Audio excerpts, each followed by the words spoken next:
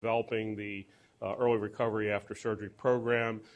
He's built a team, a multidisciplinary team, has them working together, and developed something that I think is unique in multidisciplinary cooperation. So, Matt, if you could come up here and introduce our speaker, I'd appreciate it.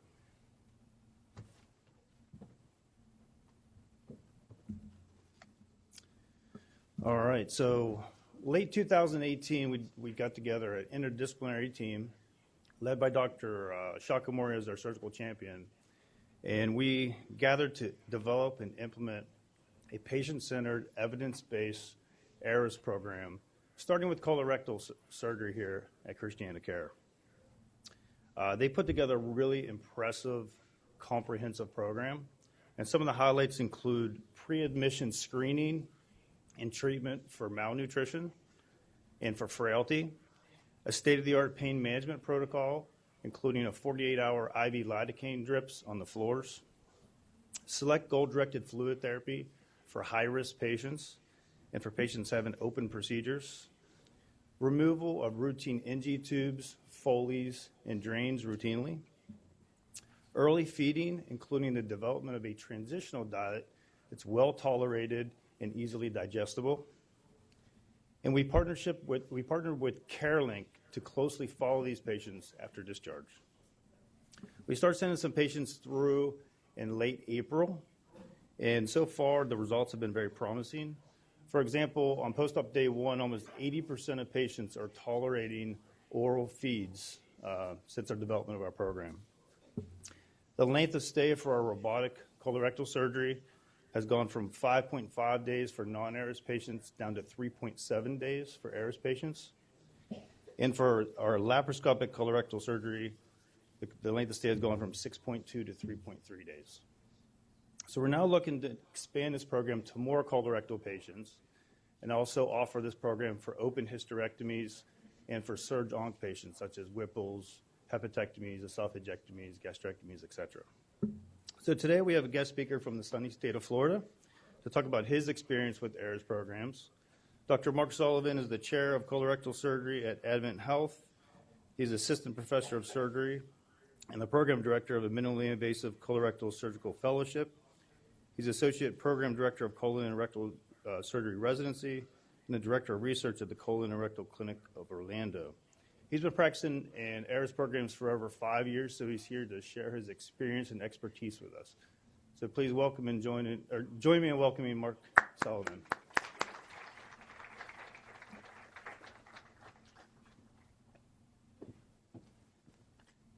All right. I thank you all for the kind invitation, Matt, for reaching out for me to be able to speak. And we were supposed to do this a few months ago, but unfortunately we got a hurricane that ripped right through Orlando, so we have to reschedule this to the cooler temperature that you guys have. What I want to do this morning is actually almost not put you to sleep with the darker lights, but I want to basically put you in my head as a young colorectal surgeon coming up in practice and transitioning into what now has become, I'd say, a relatively mature ERS program that we have in Orlando. I do have a disclosure, a speaker for Edwards Life Sciences, but everything that I'm going to say today has really nothing to do with Edwards or anything about the technology that they have, really more about a comprehensive approach to an ERS program. And what I want to do is hopefully try to glean upon each and every one of us in the room an understanding of the data that does support ERS and what exactly it is and what the evidence behind it shows and why we're actually doing it. And to gain insight into really the perioperative considerations and how to actually do it, like what the nuts and bolts are to implement a program like this. I did my medical school in Florida, born and raised in Florida. Did my residency training in Birmingham, Alabama, and went back to Orlando at the Colon and Rectal Clinic of Orlando for my fellowship training. Now, I chose this program as my colorectal residency because of its robustness for minimally invasive surgery, and I was thankfully offered and joined the faculty, and now we're 8 faculty members down at the Colorectal Clinic of Orlando. it was a tremendous honor to be there and to stay there. And I was hired basically as the MIS guy. We did a ton of MIS in residency. In Alabama, being where I did my residency, being the second most obese state in the country, we did a ton of bariatric surgery. So I got really good and really, I feel like I got pretty good at doing laparoscopic surgery. But when I went to fellowship, we did a lot of this stuff. A lot of open surgery. But, we're never going to go away from doing open surgery. I think that it's needed. You've got to know how to do open surgery. There's some big surgeon cases that we still do, debulking operations, multi-visceral resections. These patients are always going to have to be present. And but it didn't change the fact that every time we did one of these big whacks, I felt like I was being transported to a different time in surgery. And when I was in fellowship, and now when I was in practice, being the MIS guy, being hired on as faculty in the fellowship, I said I'm going to be a little different. I'm not going to be the old surgeon that's doing big open surgery. I'm not going to be that guy. And in fact, I had so much minimally invasive surgical training that I was able to do very complicated cases laparoscopically. I mean, this is a picture of a lady that I was able to do a laparoscopic ultra-low anterior resection with a colorectal anastomosis, and this is after I took her ileostomy down. And so this was a common case that we would do in colorectal surgery, but it wasn't the most common type patient. It's a skinnier girl that we don't get that much of in Central Florida. And being a big fellowship where we have 5 fellows in our program, we also act as essentially a tertiary referral center where we get stuff coming in and flown in from all over the state for us to operate on. So I began very early on in my career and very eagerly to adopt robotic surgery into my practice to essentially further the envelope of minimally invasive surgery. And it was quite evident that I embraced this robotic technology very early because my fellows bought me this T-shirt during the 2013 fellowship graduating class.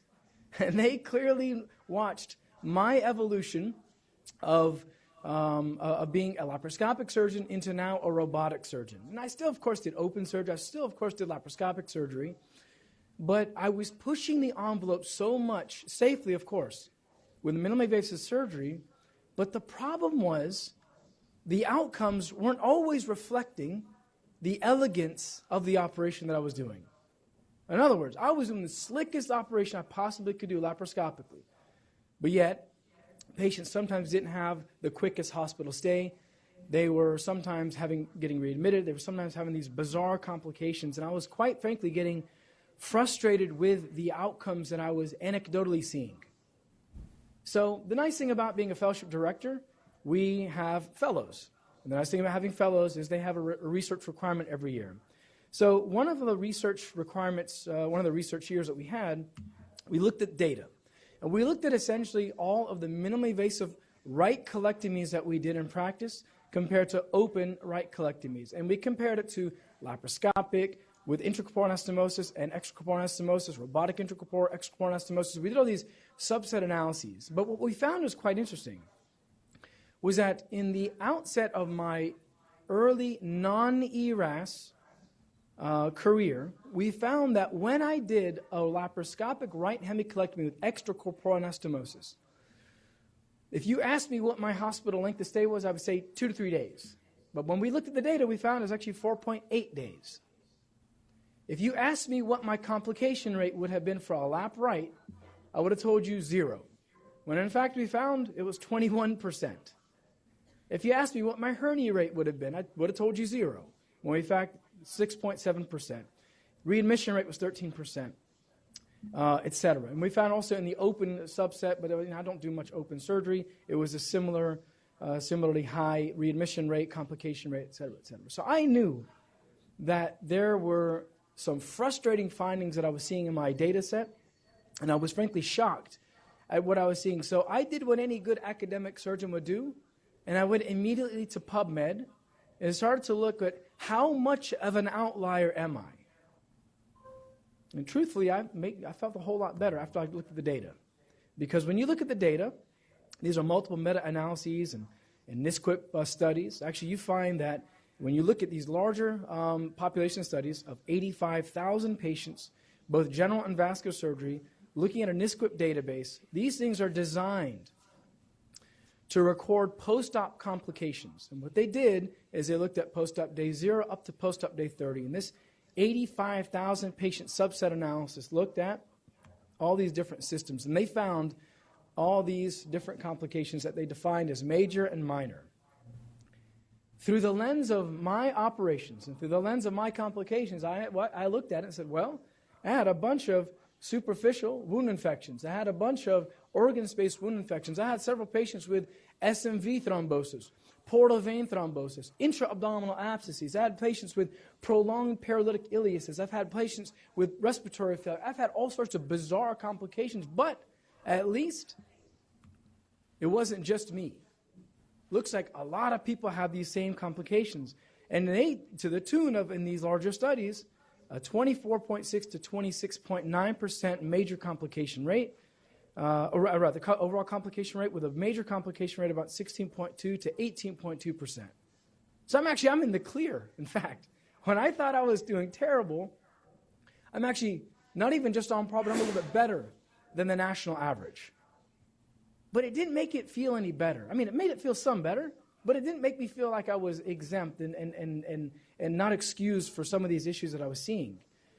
So the more I read into this and I realized that this is not something that was just limited to my own practice, but my partner's practices, to my colleagues' practices, I also found that this was not the only study that this showed. We found also that in larger cases like esophagectomy, pelvic exenterations, Whipples, colectomies, all sorts of operations, the morbidity is astonishingly high. So colectomies here had a 28.9% complication rate over 30 days. Over 130,000 patients when you look at it in Schilling et al. In 2008. So obviously there's something to this. Obviously the excuse that I gave myself was you do big surgery, you get big complications. Made sense. But big complications also cost big money too. And we looked at this, and this stuff actually is pricey to the hospital system, whereas all complications can range from $4,000 to $40,000. Somebody has a little bit of a blip with their creatinine, that could be a little cheap deal, get a couple more days of IV fluid, $1,000 per bag of IV fluid, aggregating to $2,500 or up to $22,000, and et cetera, et cetera, et cetera. But, you know, the bottom line is when you start to look at your own data, it becomes very revealing as to what's happening on the floor, what's happening in your own life and into what you're actually doing to your own patients. It wasn't until this point that I started looking at, is there a solution? Is there something that I can do to impact the day-to-day care of my patients? So I started looking at, pardon me, I started looking into this thing called fast-tracking patients, where we would feed them a little bit earlier. We didn't really do this in residency or in fellowship, but I was kind of intrigued by the trend that was in the literature at least. And there was this guy actually out of Denmark that was starting to publish this stuff. Actually, he's published it back in the 90s, and called it fast track. But that term fast track was later coined enhanced recovery after surgery. And what he did was he combined pain relief with early feeding and early immobilization. This guy was actually an anesthesiologist. And what he found is in the early studies that there were no events and, in fact, portended a shorter length of stay. This actually intrigued me. And I read more and more and more into doing enhanced recovery after surgery. And I realized that enhanced recovery actually wasn't just a single surgeon thing. It wasn't just Mark Soliman writing an order to ambulate patient 6 times a day, or feed the patient, or DC IV fluids, or get the Foley out. It actually was a lot more complicated than that. So I realized that when you look at what enhanced recovery is, it's a lot of things. It's evidence-based. There are logical clinical pathways to it. It's multidisciplinary approach. And if you try to do it unidisciplinarily, I promise you it's going to fail. ERAS is very much outcomes-driven. It's better for patients. It's better for the healthcare organization.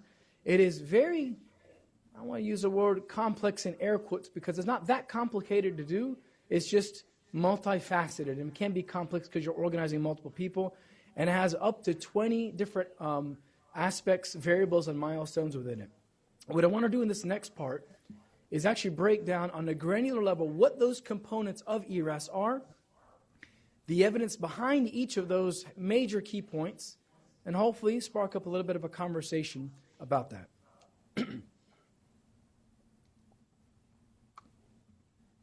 So when we look at ERAS in general, it is actually broken into a preoperative setting, an intraoperative setting, and a postoperative setting. We'll break it down as such. So preoperatively, this is the things that we want to do where we prehabilitate patients or pre-counsel the patients prior to surgery. Some of the things that we want to do is very much medically optimize the patients. And I'm talking to a room full of surgeons. And what we want to do is go in, take care of a problem, get out, and never see the patient again in terms of a complication or anything. We want to fix the issue that we're going in for. But a lot of this begins in the office and counseling the patients. And we know, just by studying in medical school and in residency and in practice, that patients that have poorly controlled diabetes have bad complications. So what we prefer to do is medically optimize these patients to ideally hemoglobin A1C less than 6.5 or 6, ideally. I can't always get there, but these are ideals that you want to do. Other things is encourage smoking cessation. We had a conversation about this last night, and that's an ideal. You definitely want to do everything humanly possible to control every single variable that you can going into an elective operation. For example, like a facelift, breast augmentation, a colostomy reversal, whatever the case may be. If patients are doing things that they're potentially going to cause a major complication, controlling all the variables that you can control by counseling the patients during this prehabilitation phase is important to do. Now, you can't always get everything controlled, but you do your best to do your best. You do your best to help the patient. And this is one of those things that can go into that very complex puzzle and that complex rehabilitation picture.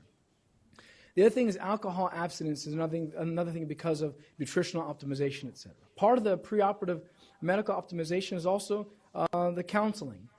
And in terms of counseling for informed consent and decision-making, where you have very clear expectations and clear conversations about what you expect the patients to undergo, whether they're going to need, for example, a diverting loop ileostomy after low anterior resection, whether they're going to need stoma marking, whether they're going to have low anterior resection syndrome after a coloanal anastomosis, whatever the case may be. But you want to have very clear expectations as to what you expect, letting the patients know exactly what to expect. And just as a pro tip for the fellows and residents in the room, if you predict the complications or you predict the outcomes that the patients are going to have, you say, on post-op day such and such, you're going to have a drain, it's going to get pulled out, and it's going to hurt. You tell them that.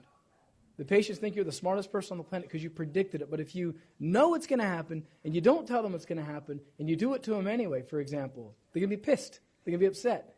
So just anticipating the issues that the patients are going to have and letting them know ahead of time actually puts you at a far greater stature to the patients in your minds. And this is part of it. Informed decision-making, informed counseling during this prehabilitation period, and managing their expectations. And, of course, for the colorectal patient, you're getting stoma marking and stoma training if it is applicable. Part of the preoperative setting for ERAS also is the preparation. Part of this is also carbohydrate loading. Carbohydrate loading is something that is, it's pretty much fleshed out in the literature, but there is still some discussion about it. But basically the premise of this is we give a carbohydrate drink, most traditionally 2 hours before surgery, but also 12 hours before surgery. So 12 hours before and 2 hours before. 100 grams and 50 grams. And we use a maltodextrin-containing solution. And what that does is it converts patients from being in a fasted state or a catabolic state into now a fed state. So you want to keep the patients in a fed state, which increases insulin sensitivity, it increases insulin production, and it decreases lipolysis, glycolysis, gluconeogenesis. It decreases the fact that the patients are going to end up entering this catabolic state. So that's why we do this carbohydrate loading drink. We use maltodextrin specifically because it's a complex carbohydrate, doesn't spike their sugar levels up. They're not going to need insulin in the operating room because you just spiked them up. So that's why we prefer using maltodextrin-containing solutions. We do chlorhexidine gluconate showers the day before surgery to decrease the bacterial colony forming units and also to decrease wound infection. We do bowel prep still in colorectal surgery. The data kind of ping-pongs back and forth every few years. I'm a bowel prepper. Some people may not be bowel preppers, but I bowel prep everyone that's going to get a resection. Just the data is that's where the pendulum is in this past few years. In the pre-op area, we typically will pre-medicate patients with medications to prevent pain from developing. So we pre-medicate them with acetaminophen, whether it's oral or IV. That's controversial, but we give them acetaminophen in pre-op. We give gabapentin to blunt the nerves. We give Robaxin to blunt the muscle spasm. We give Zofran to blunt the nausea.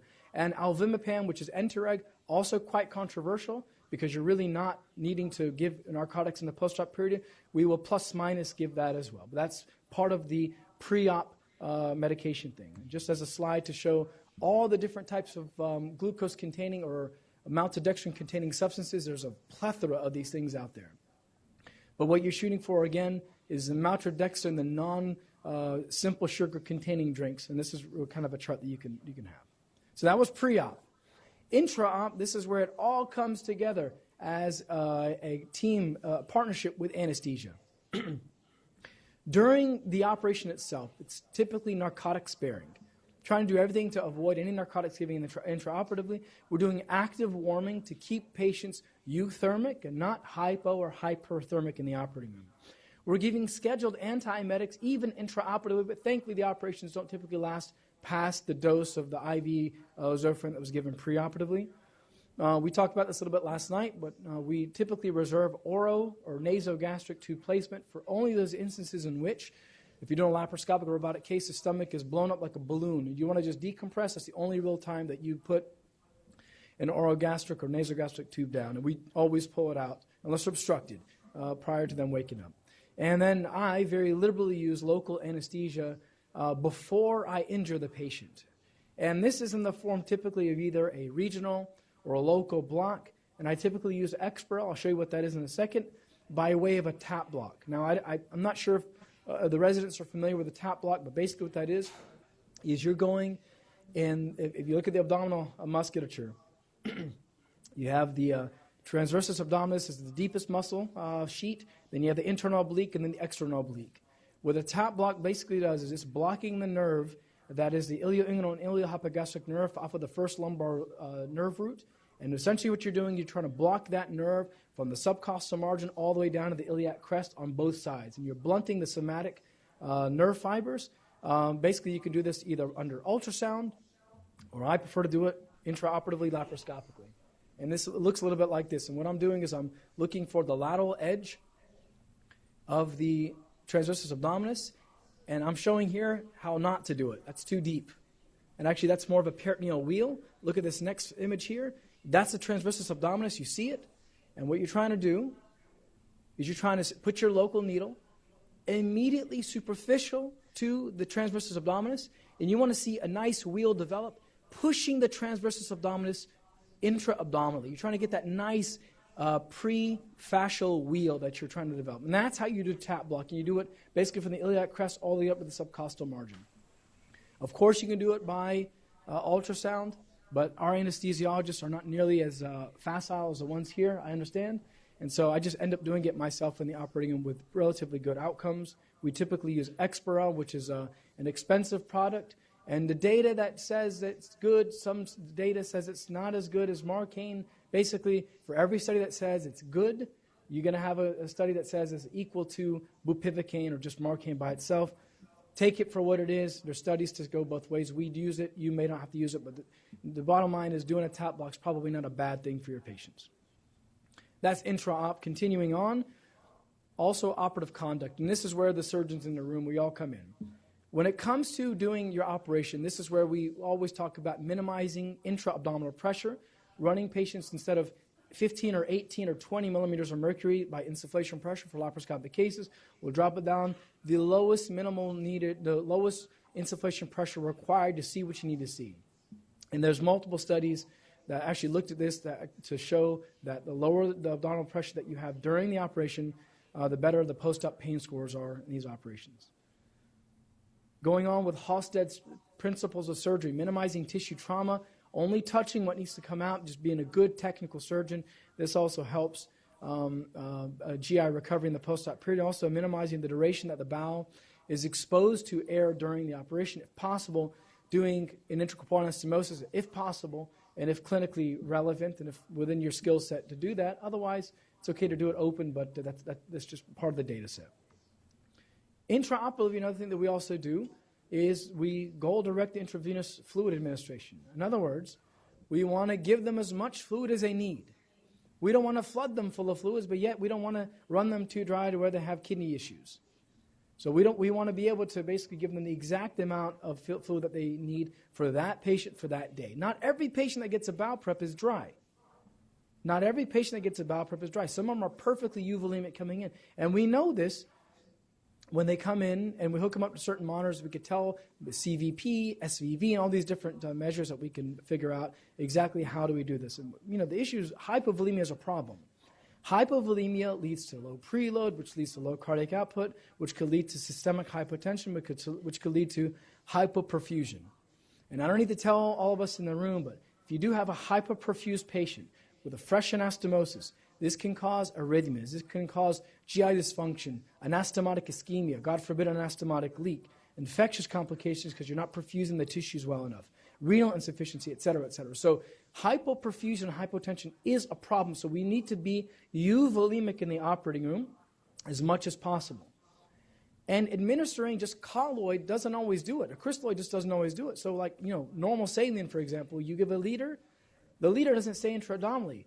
Only about 25% actually stays intravascularly. The rest of it goes in the interstitial fluids.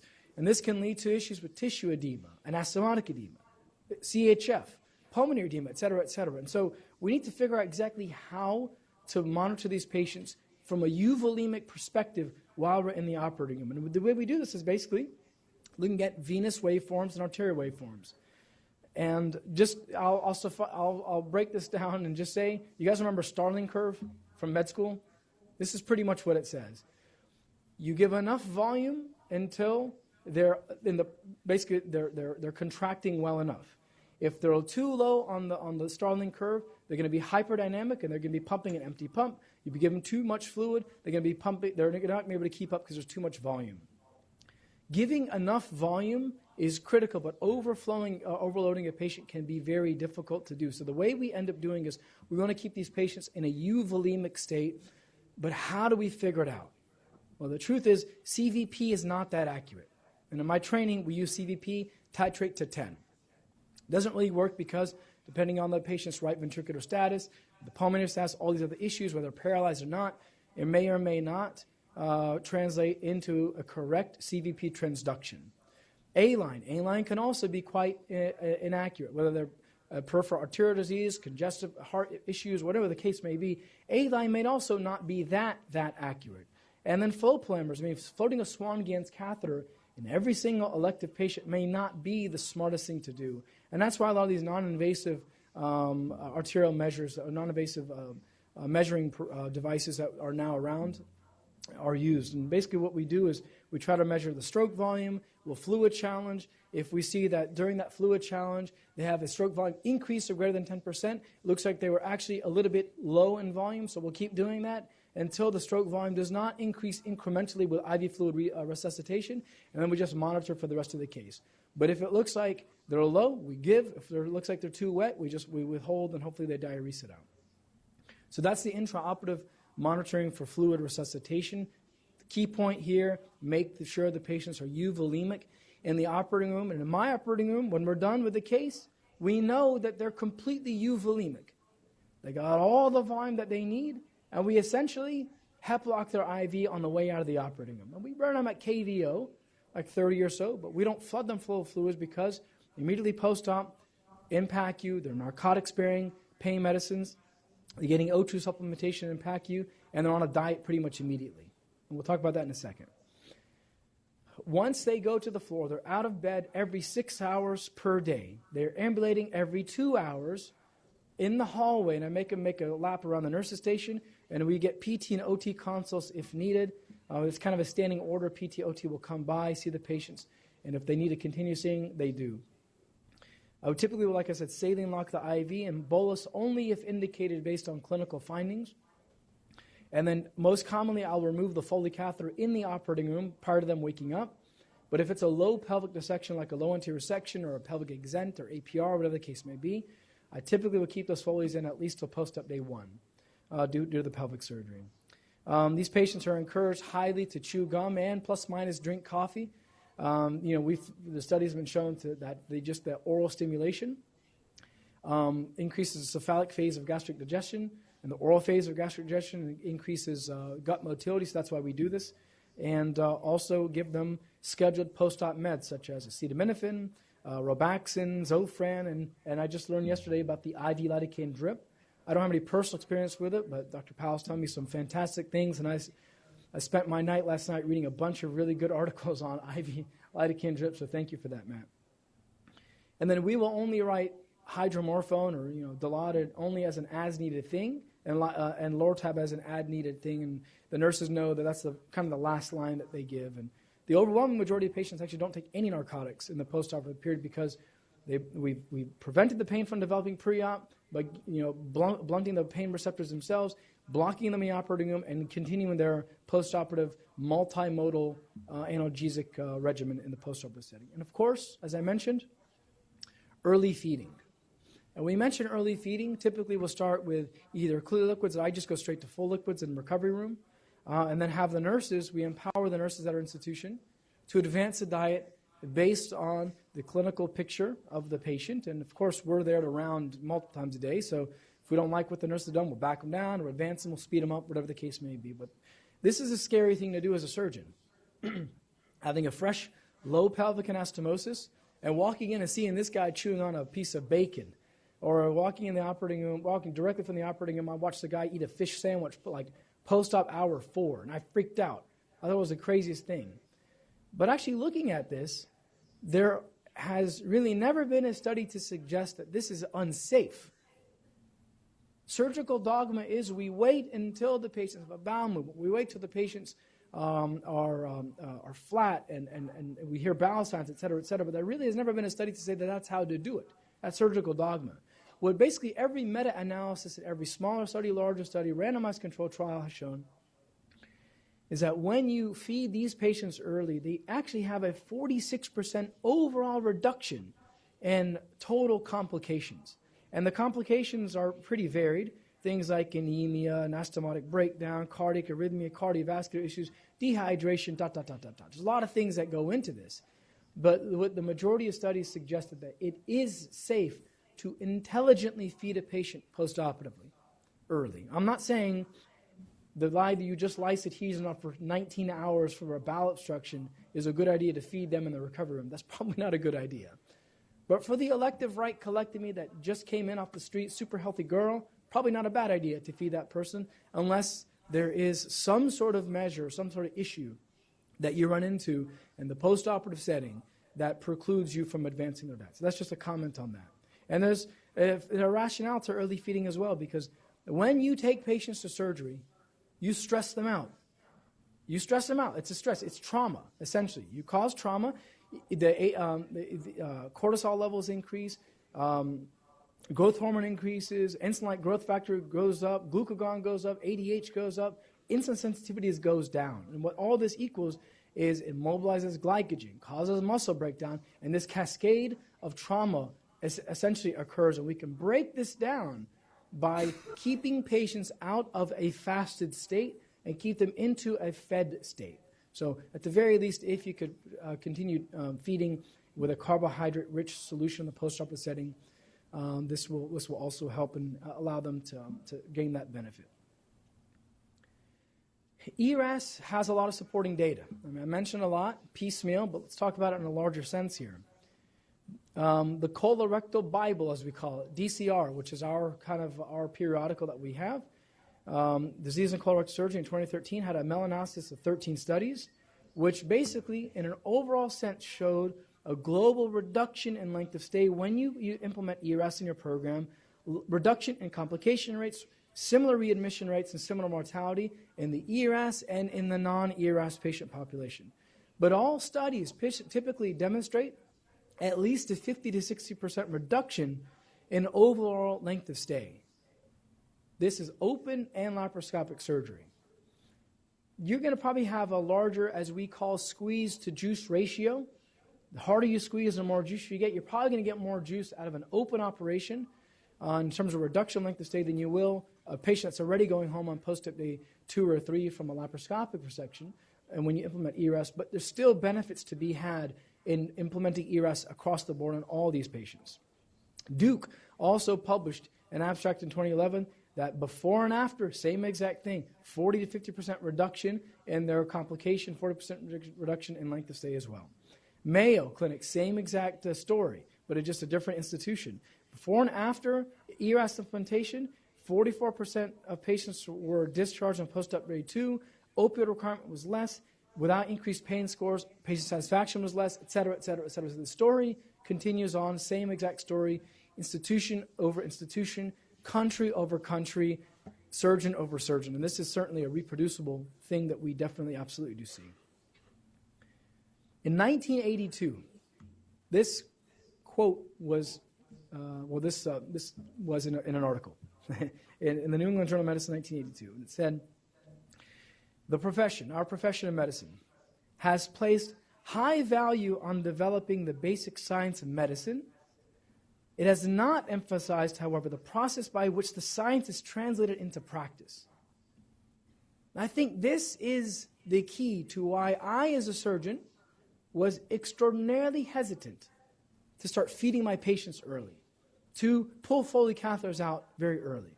I knew the data, but I was super paranoid to do this early because I didn't know exactly how to translate this. I mean, I saw the studies, but I didn't know how to actually translate it into practice. But once I did, and once we implemented an ERAS program into our institution, and into my practice, and later on scaled it to the entire healthcare system in Florida, this is what happened. What we found is that for minimally invasive surgery, again, right colectomies, we're just did for right colectomies only, we found that the length of stay pre-ERAS was 4.8 days. And just by introducing ERAS alone, a 46% reduction in hospital stay went down to 3.3 days. OR time, no difference. EBL, a little bit less. Readmission rate went from 13% down to 2.5% in the laparoscopic group. Hernia rate, well, that's a little bit short-term follow-up. 30-day complication rate from 21% down to 2.5% in this study. Pre-ERAS versus post-ERAS in laparoscopic cases. Open cases, basically the same story, smaller subset, but this is my data. I'm just showing you my personal experience. Pre-ERAS, length of stay, 7.2 days, 5.6 days post-ERAS. 30-day complication rate, 36% in my open cases down to 16%. It was, again, super small N of 1, but that's just what this data set shows in this case. And actually, we're in the middle of one of my research fellows this year updating this data set so we can have something else to report for ASCRS, our national meeting this year. I hope that what I've been able to do today is to convey to you the hesitance that I had implementing ERAS into my practice and the data and the evidence-based measures that actually follow it and some of the best practices that we at our institution but also on a global scale ultimately have. And I really, truly, truly thank you all for your time this morning. And I'm incredibly thankful to Dr. Powell and the department for organizing this and giving me the privilege of the podium. Thank you all very much.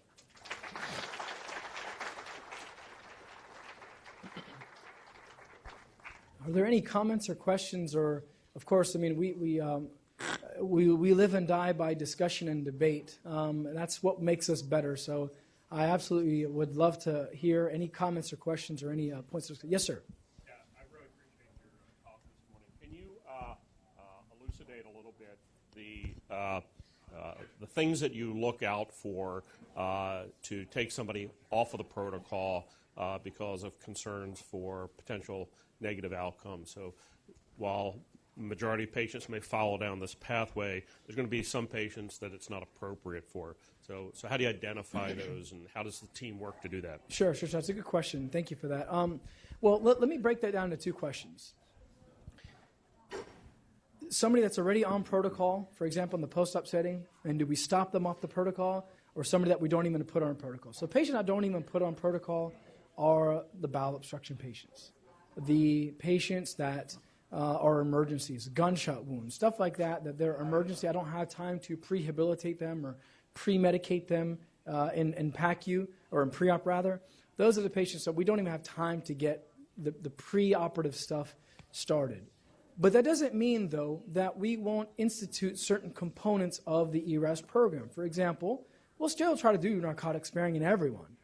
we'll still early ambulate everyone unless, there's some major catastrophic issue that they can't ambulate, they're on an event or whatever the case may be. Bowel obstruction patients. These patients, I won't, obviously won't early feed them because I just alleviated a bowel obstruction, but doesn't mean that I'm still not going to, again, try to get them up moving, narcotic sparing, et cetera, et cetera. So we'll still try to do certain components of ERAS. But the other side of that equation is the person that I started on the ERAS program, then I need to back off. And again, kind of the same discussion. I won't terminate the entire protocol on that patient that, say, for example, comes in for a low anterior section and then has, God forbid, has a leak. I'll back them off their diet. They're NPO. They're getting drains. I mean, they're going to go back on IV fluids. They're going to go back on antibiotics. But we're still going to try to do narcotic sparing. We're still going to ambulate them. We're still going to do multiple components within the program overall.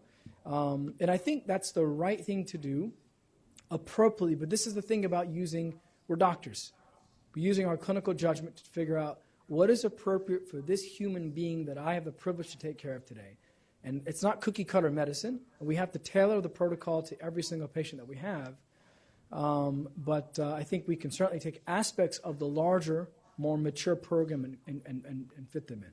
I hope that answers the question. And by the way, this is not just reserved to GI surgery. ERAS is in vascular surgery, gyn-onc, urology, gynecology. Seriously, vascular surgery. I mean, every single specialty can implement a similar program. There's no reason why it can't be implemented into non-GI surgical realms, just as a side note. Yes, sir. Hey, Dr. Soliman, thanks again. This is a question that's actually coming from one of our attendings over at Wilmington, and he wants to know that, or if you do intracorporeal anastomosis for all of your MIS cases, and if the results of your data you think would be any different if you were doing extracorporeal versus intracorporeal for length of stay, complications, etc. That's a great question. Yes, I am an avid and obsessive intracorporeal anastomotic surgeon. I do everything humanly possible to implement just intracorporeal anastomosis in every patient, whether it's a right colectomy, transverse colectomy, low anterior section, left colectomy, whatever the case may be. And it does. And so what happens is in these cases that it's iterative. So if you were to take one small piece of the puzzle out, for example, you take out enteric from the equation, the whole program's not going to collapse. If you take out IV acetaminophen, the whole program's not going to collapse. You take out, you add one thing, subtract one thing, no big deal. But there's certain things that have a greater impact than others. I personally feel, and actually we've proven this through multiple studies that we've actually published. We just published a 1,200 patient multi-center retrospective review in last year on intracorporeal versus extracorporeal anastomosis. And what we have found that we do shave about a day off the hospital stay with an intracorporeal anastomosis for right colectomies versus extracorporeal anastomosis. So to circle back to the question that your attending asked, how does this impact this program? What we found in my practice, at least, is my robotic patients that undergo intracorporeal anastomosis typically go home a day earlier. So instead of 3 days, they go home in 1 to 2 days. So that's we're pretty much about 2 days now hospital stay. And sometimes, very begrudgingly, I'll send them home on 1 day. I was mentioning last night that I sent a left colectomy with transanal extraction of the specimen home in 16 hours. Those are very few and far between, and those are only the right patients with super, super, super reliable, super close follow-up. We're not there yet. But I absolutely do feel that when you do intracorporeal anastomosis, the patients they definitely do improve. I can give a whole other hour lecture just on intracorporeal anastomosis on its own. Yes, ma'am. Hi,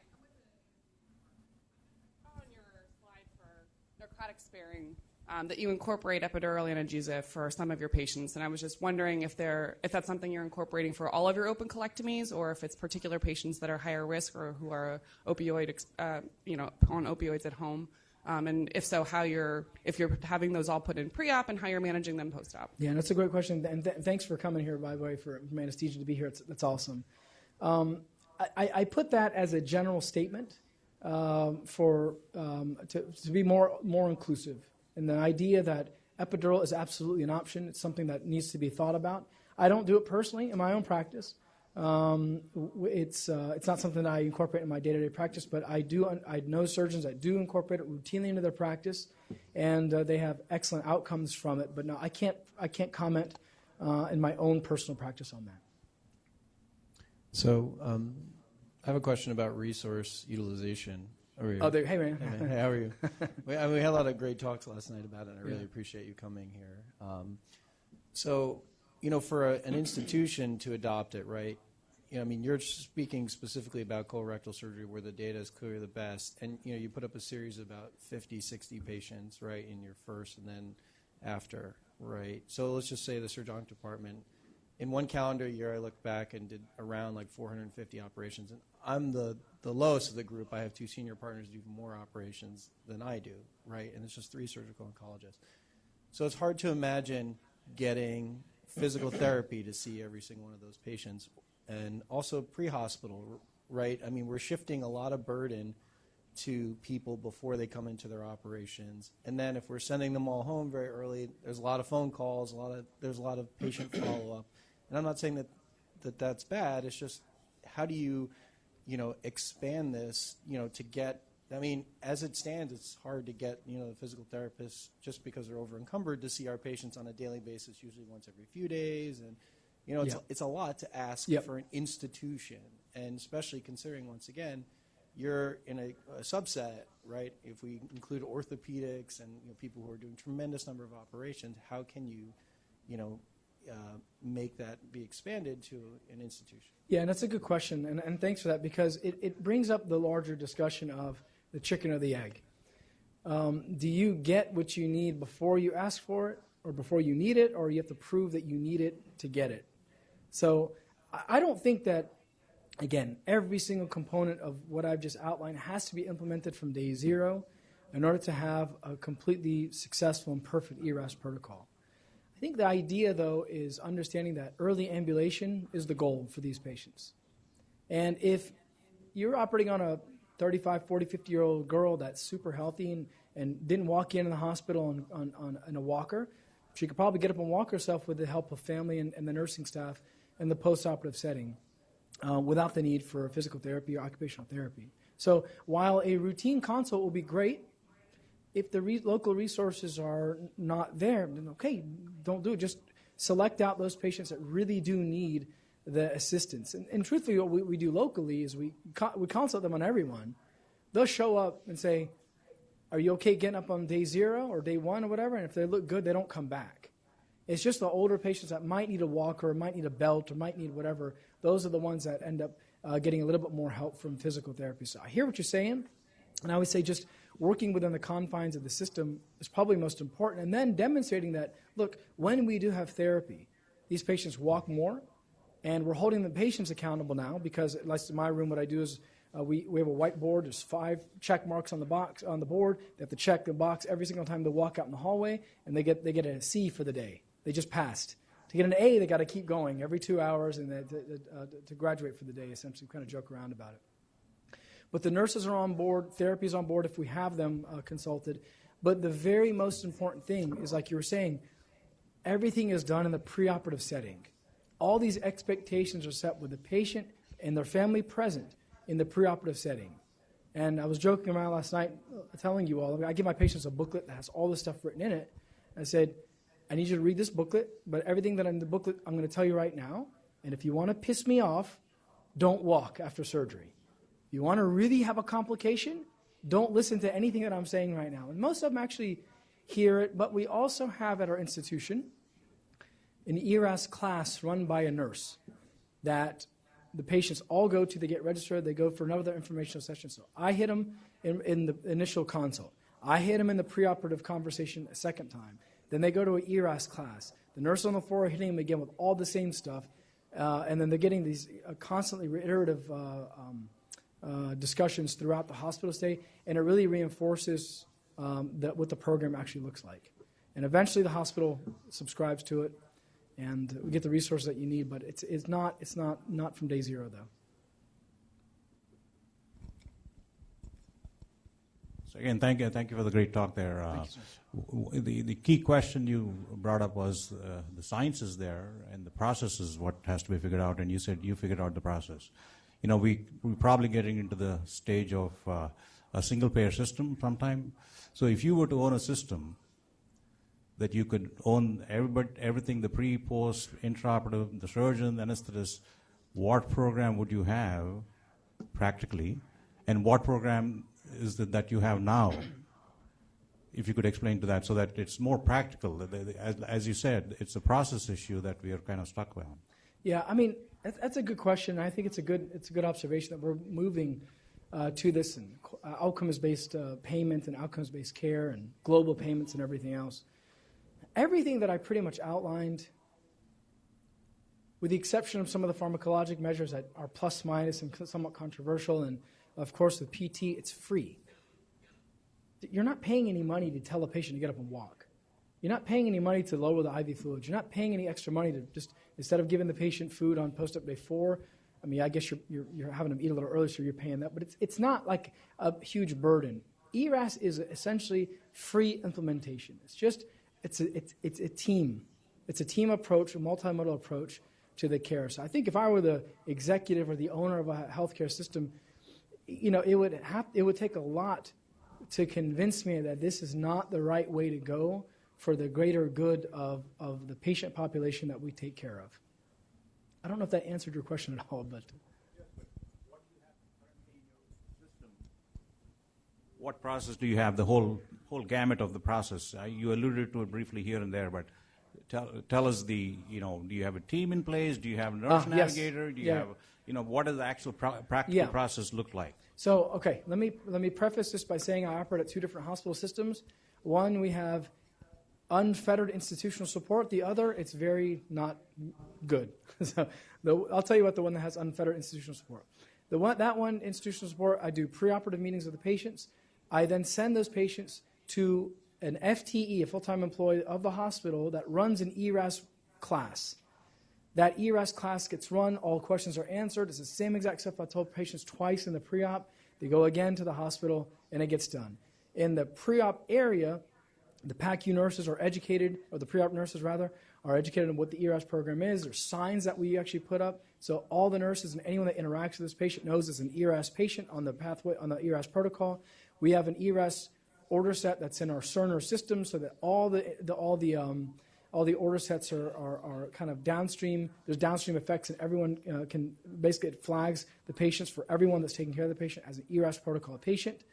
And then at the local level of the institution on the floor, again, the nurses know that this is a Soliman ERAS patient. Therefore, they get this, and all these things that I basically outlined.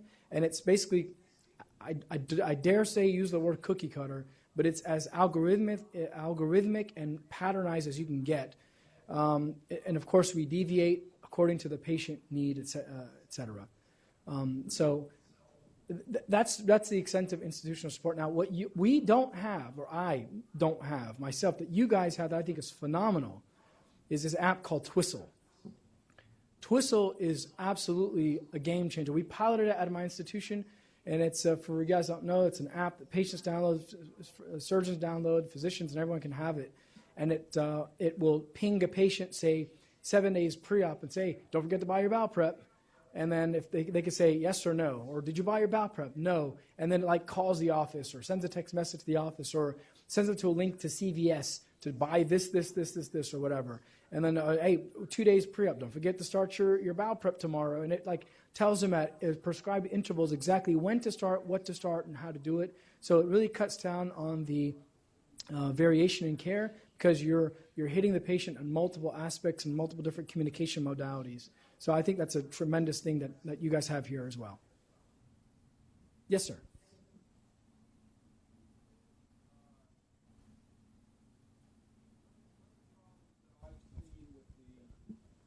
One of the problems that I've seen with the way the diets are progressed after surgery is the lack of evaluation of the patient to see if they're actually ready for what they're getting.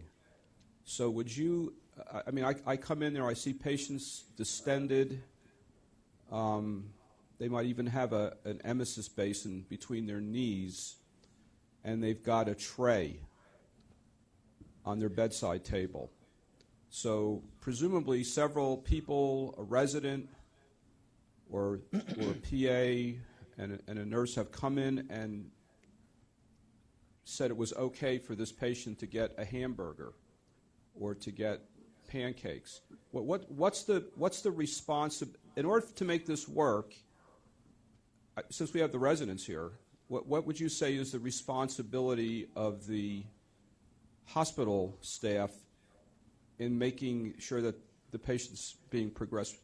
Because I walk out of the room and say, why is this patient on a diet? And they say, well, it's an ERAS patient. So, they're supposed to get fed today. That's the answer. Yeah, no, it's a great question, and also it's not exclusive to here. I mean, we suffer this all the time too, I think the answer is you need a doctor. You need a doctor that's competent and can assess the patient and say, is this patient ready to be advanced, or do we need to back that patient back down to clears or NPO? And I think that just carte blanche and just blindly advancing patients' diet without assessing their distension, without assessing the actual, are they tolerating what you're doing to them, I think is irresponsible. I think we can agree on that. So I think, we're still rounding on patients, of course, multiple times a day. The nurse is rounding multiple times a day. And I think it just takes, clinical suspicion and clinical knowledge to advance or decrease someone's diet or not. So what you're saying, I'm obviously, I have a little forum here, so I'm trying to take advantage of it. But so what you're saying is that this ERAS does not give the nurses or the patients sort of carte blanche to abdicate the responsibility that they were hopefully using prior to the ERAS being started. I mean, people still actually have to see if these patients are not on autopilot, in other words. Is that what you're saying? So I think there's a certain amount of autopilotness to this, because it's the nurses know that on post-op days, such and such, if they look good and they seem to be tolerating diet, I will advance their diet to such and such. But then they're the pilots. It's not. Well, I'm directing it, right? Okay. So it's I'm the one directing the care still, but I've given permission and empowered the nursing staff to make those decisions, because the reality is, I'm the surgeon, I'm the doctor, I have the degree and the license and the malpractice, but the nurses are there taking care of the patients all day. I'm there for a few hours, but I hear what you're saying. But the nurses shouldn't feel like they're going to be criticized because they didn't use their judgment. They right?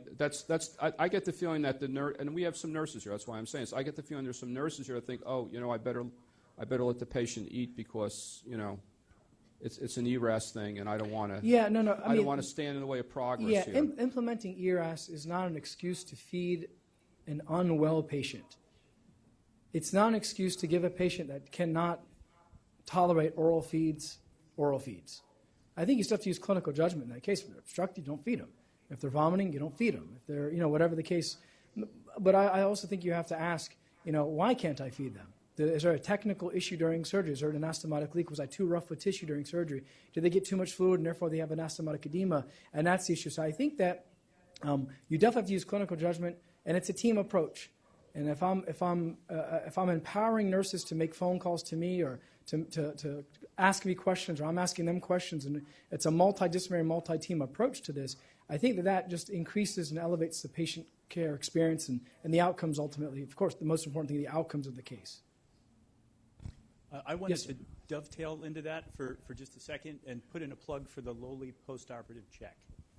Our patients get seen the night of surgery. Many times we're sort of looking for the complication, looking for signs of bleeding, looking for signs of abdominal distension. But if the patient's doing well, that is an opportunity to start advancing that patient. Starting clears, starting fulls. Yep. That is a visit to that patient. Certainly the minimally invasive patients recover much faster, typically deserve to be rounded on at least twice a day because things are shifting that quickly. That's right. So I think that we do miss an opportunity there, instead of saying, patient stable, continue current care, to take that opportunity to move that patient ahead. Agreed, yeah. Yes, sir. I'm a colorectal surgeon, so I just wanted to kind of comment or probably try to answer Dr. Densman's question here. So all of my patients, they get early feeding. I mean, day 0, they get cleared, and then we advance them the following day. And we just did a review, and we saw that our length of stay was between 2 to 4 days over the last 3 years. Nice. with the MIS approach, both laparoscopic and robotic. The key, what I've seen is that, like you mentioned, we see these patients multiple times a day. Every day in the morning, I see them. I am talking to the residents. We are kind of communicating 3-4 times a day, hey, how are they doing, and things like that. And as they are doing fine, we keep on advancing them. Not all those communications require a phone call. We actually are on text, hey, how is the colectomy doing, and we can advance. And with that, we've been able to achieve patients out of the hospital in like 1 day, 2 days, like you said. Yeah. No, that's great. That's a very. Those are great points to bring up. That we don't have to take care of patients on 24-hour intervals. These patients evolve quite quickly during the hospital stay, whether good or bad, and we can make changes on a hourly or every 6 hours, every 8-hour time period, and advance them quite quickly. So I appreciate that comment. Thank you. Yes, sir. Because, for example, for like Whipple patients, right?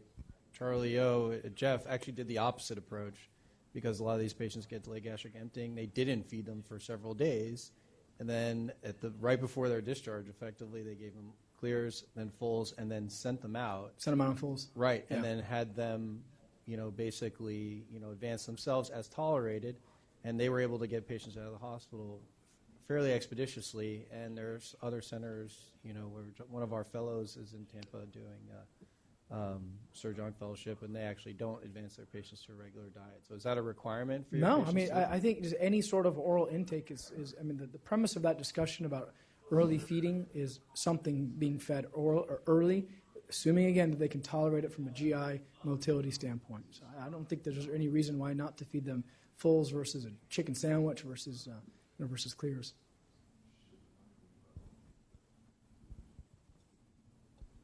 Yes? Send patients home without eating solid food? No, I send them out. Because I do everything lower GI. There's no lower motility issues for the proximal GI tract. The only thing I will do for my patients, and this is, we can have a discussion about this too, is I send them on a low roughage diet, a GI soft mechanical diet, just a low roughage, low fiber diet. And so I see them back post-op week 1, and then I advance them after that. Yes, ma'am. So I think what I hear you saying for the last hour is that indeed one of the most important parts for any program, including what we have here at Christiana, is to have the patient part of accountability. Amen. And to have them totally educated and enacted. Yep. And I think that every single person that's on that team and has been consulted for that patient or sees that patient on a day-to-day basis needs to be on the same page and needs to be informed. So we have great nurses, and they are at the bedside, and they do see the patient 24 hours a day. We have residents and physicians who make rounds, but you're there for a short period of time. So I think it's not a matter of do we automatically feed them or we don't feed them. I think that the patient needs to come in aware of what's supposed to happen and what the answers are supposed to be and what ERAS really truly is and what you expect of them.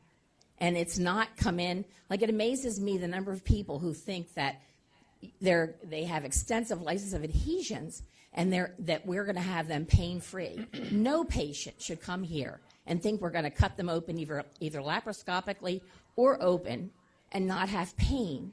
So I think that 100% of what the care has to be is reality, and patients have to be accountable. And eating is important, and I think that when people are on board in the very beginning, so the success of any program is the accountability of the patient, and is that patient able to buy into the program and do what they're supposed to do. And I hear the same thing for your success rate. You're talking about people that have cell phones that are going to get and know what to do with a bowel prep. I can't tell you how many times on a post-op morning a patient will say to me, no one told me I was going to hurt. No, come on. They took a knife, they removed adhesions for 3 hours, and you don't think you're going to hurt? Yeah, this is the United States of America. You need to listen up and really get a grip, because that's the way it is. Yeah, that's extremely well said. I usually say, ma'am, I have literally stabbed you 6 times or 5 times. You're going to hurt. I'll control it, but you're still going to hurt. Yeah, very well said. Thank you for that. Yeah. And let me just, in closing, I'll just say that I tried to do this program on my own. I did what I called ghetto ERAS for a while, where I would write the orders and I would write ambulate patient, and I would advance diets, and I would do this, and I would still have a 4.8-day hospital stay for my laparoscopic right hemicolectomy. So it was only until we developed a multidisciplinary approach to this where we had nursing, anesthesia, we had therapy, we had everyone on board, understanding, and everyone bought in, the patients understood what to expect. That's what afforded a successful program and would reduce all the complications and everything. So if there's one take-home point, it is a team approach to enhance recovery after surgery. Again, I thank you all for the privilege of the podium. Thank you all.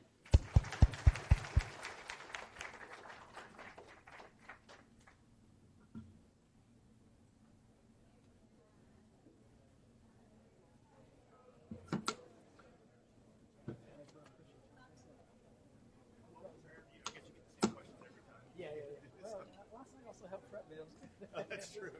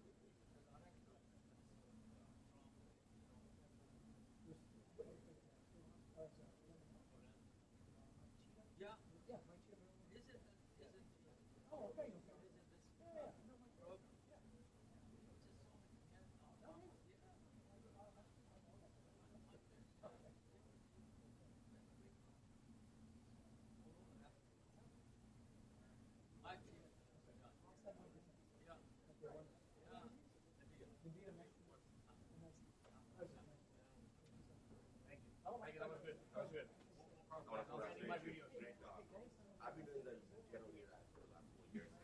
Seriously, honestly speaking, I graduated in 2015, and yeah, we were doing it at the time, and we're getting through the program. So I'm like, I'm gonna beat him. And I've seen the results now for 4 years. Nice to meet you, Rick.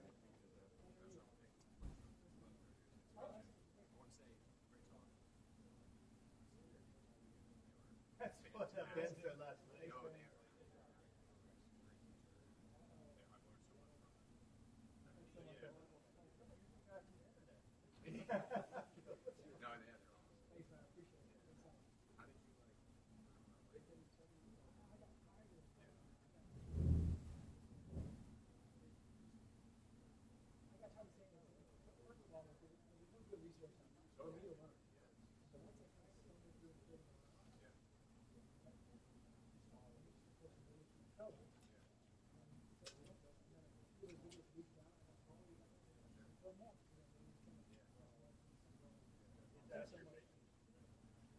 No, because I really don't know who this patient is. I can look at a video, but we do.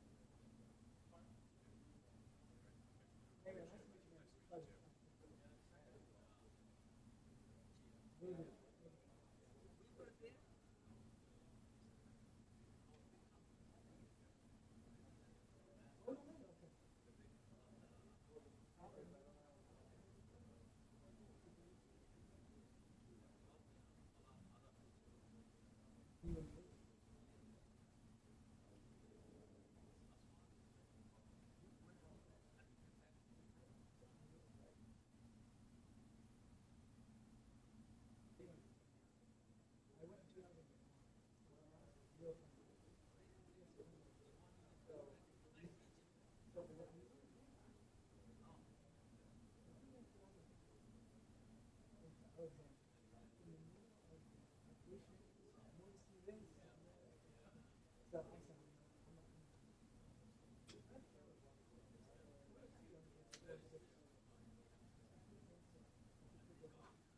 Yeah.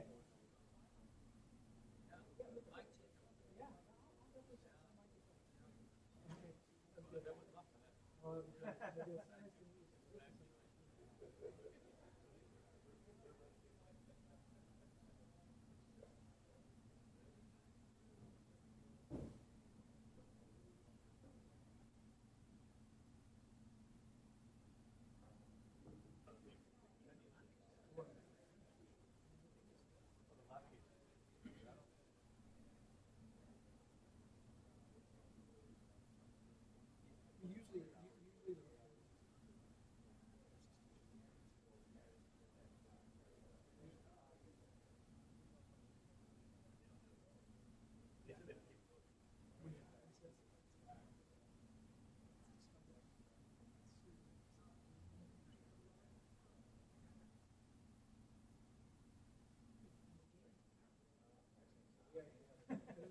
or they leave.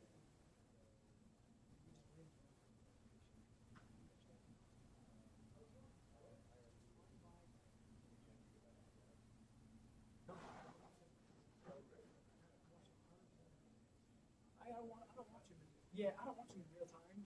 Like I'll speed up to like 10x, and just fast forward through them, and I'll scrub to like certain parts. I know the parts of the operation now that I need to improve on, or I remember this case I struggled a lot on this part. Let me go back and watch this part of the operation, and that's the most helpful thing. And so I have a 60 terabyte server in my house that I store all of my operative videos on, because I think it's that valuable to go back and look at your own videos.